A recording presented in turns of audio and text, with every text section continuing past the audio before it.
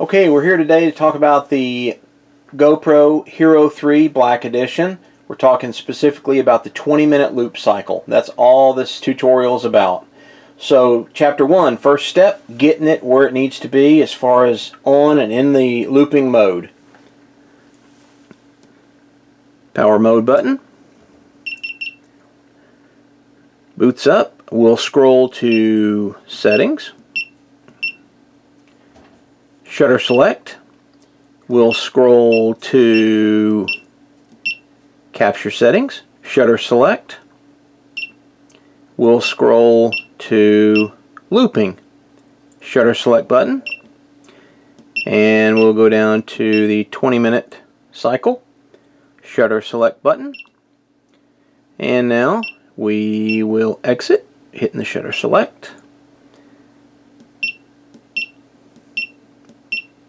Exit, shutter select button.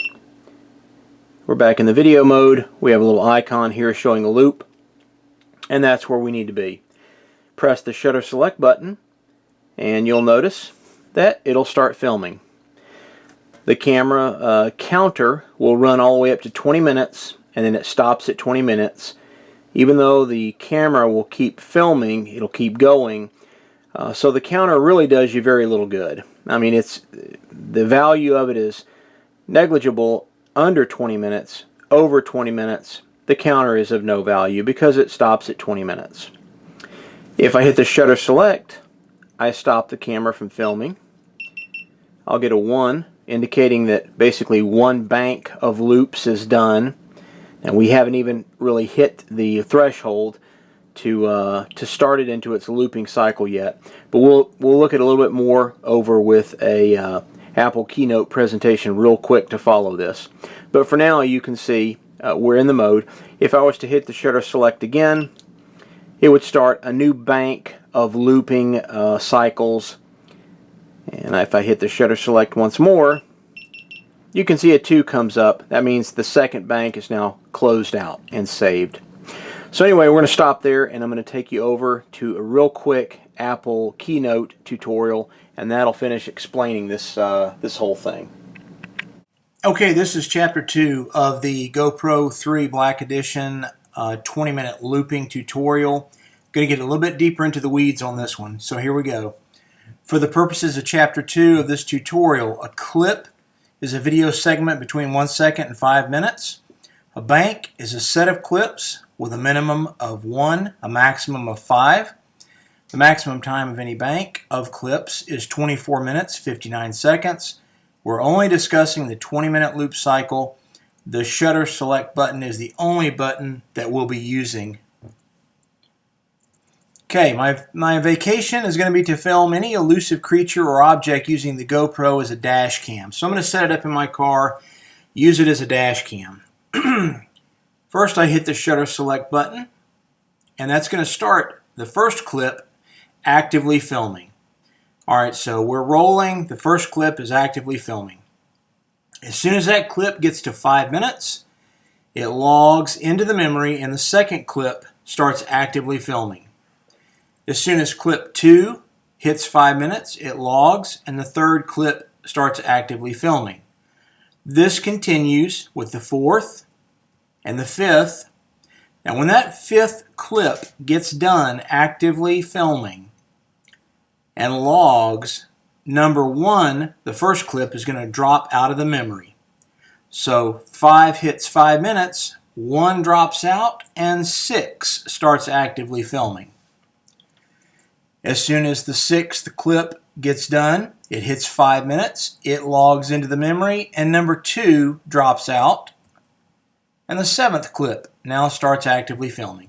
So what you have here basically is you have 5 clips running in a circle around and around, and as soon as one is complete, the last one drops out of the bank of clips.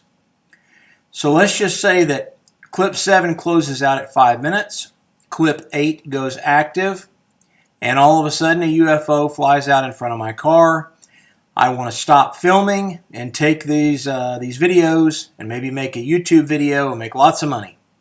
So I hit the shutter select button, As soon as the UFO flies away, and that's going to stop the camera from filming, and let's just say that clip number 8 stops at 3 minutes 28 seconds. I also get a 1 on the LCD screen of the GoPro indicating that one bank is complete. Now, these clips here are all stored in a bank, and they're in the camera's memory, and they're going to stay there until either the space is needed or until you delete them. So that bank is saved. All right, vacation's not over. So I'm going to go back on the road. I hit the shutter select button, and now another clip starts actively filming. As soon as clip 1 hits 5 minutes, clip 2 starts actively filming. As soon as clip 2 hits 5 minutes, it's logged. Clip number 3 starts actively filming. The Loch Ness Monster swims out in front of my car. I want to save this video. So I'm going to hit the shutter select button, and it just so happens that clip 3 stops filming at 1 minute 58 seconds, and I get a 2 on my LCD readout on the GoPro camera. So bank number 2 of clips is complete and saved in memory. So vacation's not over yet, so I'm going to hop back in the car, hit the shutter select button, and start filming once again.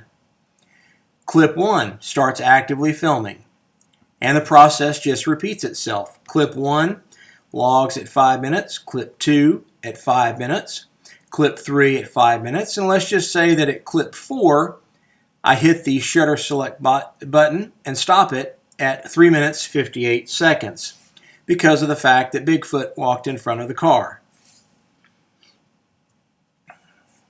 These clips are saved just like the earlier ones in a bank of clips. They'll stay in the memory until, like I said, you need the space or until you delete them out, one of the two. Now, the maximum amount of clips in a bank is 5. The minimum is 1. So you're never going to have more than 5. You'll never have less than 1.